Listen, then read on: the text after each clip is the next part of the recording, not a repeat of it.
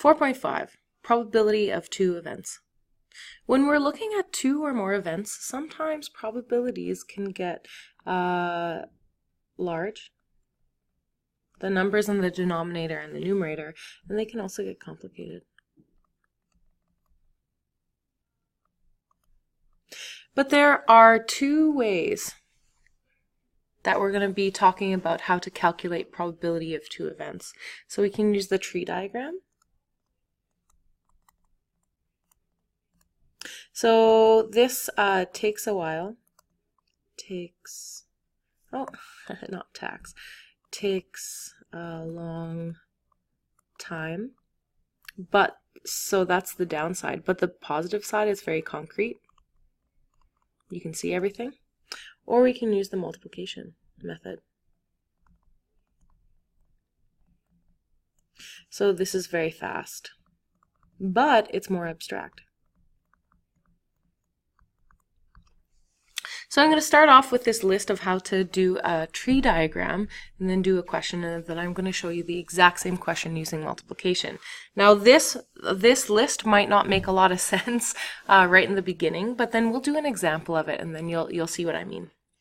So you start by drawing a dot on the left side of your page.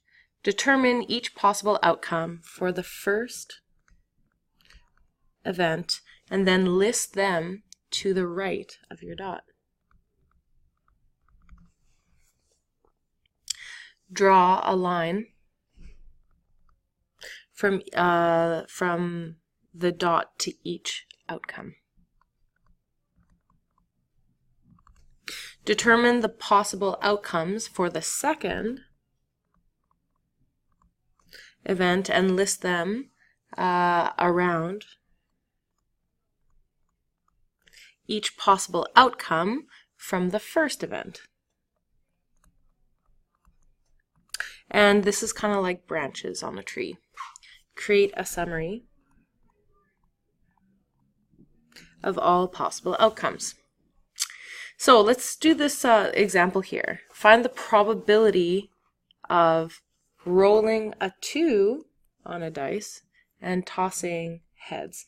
Now, we would be a little bit more clear in the question if we would give it to you on a test. You wouldn't have to know that this is, rolling a 2 with a dice. It could be like picking out a card that has a 2 on it. You don't know.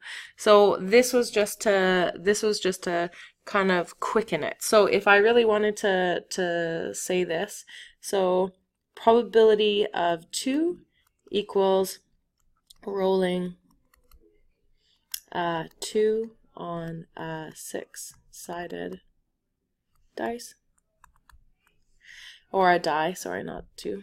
And then probability of heads is tossing a coin. It lands on heads. So it says right here, find this probability, and you need to draw a tree diagram for all possible outcomes. So when I look at this, the first things first is we're going to be rolling a dice. Okay, so the first things first, we're starting with this dot, and I'm going to go, you can roll a 1, you can roll a 2, you can roll a 3, you can roll a 4, you can roll a 5, not an extra 4, and you can roll a 6. Okay, and then you flip a coin. So after you roll a 1, you can either toss a head or a tail.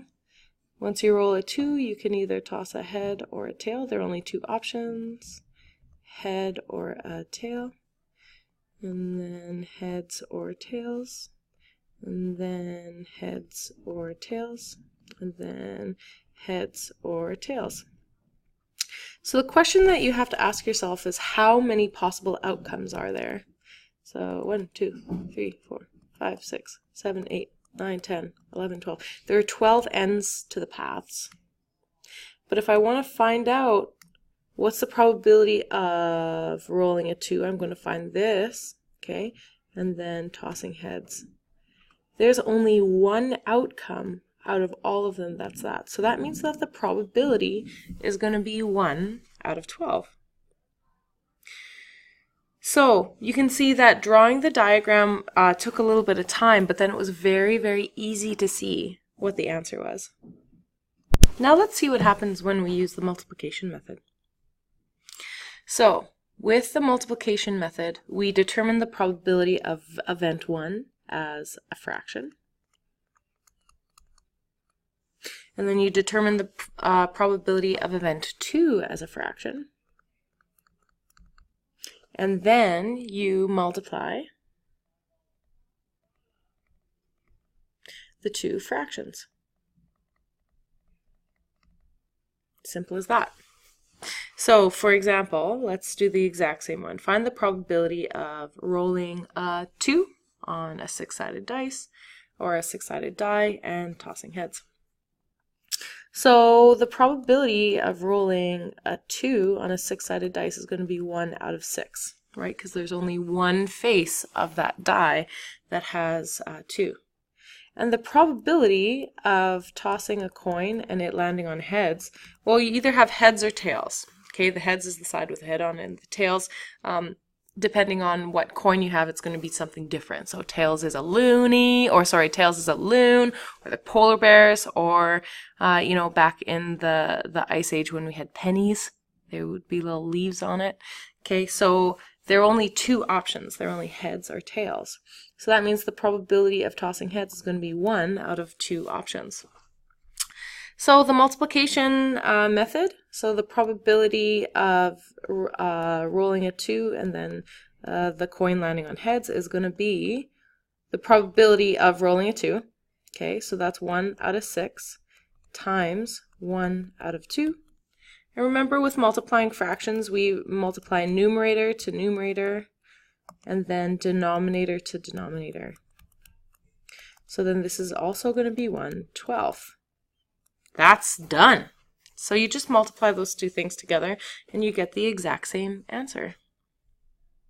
So each question is going to be a little bit different, so make sure that you kind of get to know a whole bunch of questions so that when you see some that come up on the final test, you'll have experience and a lot of comfort, like you're just like comfortable with a whole bunch of different scenarios involving two events.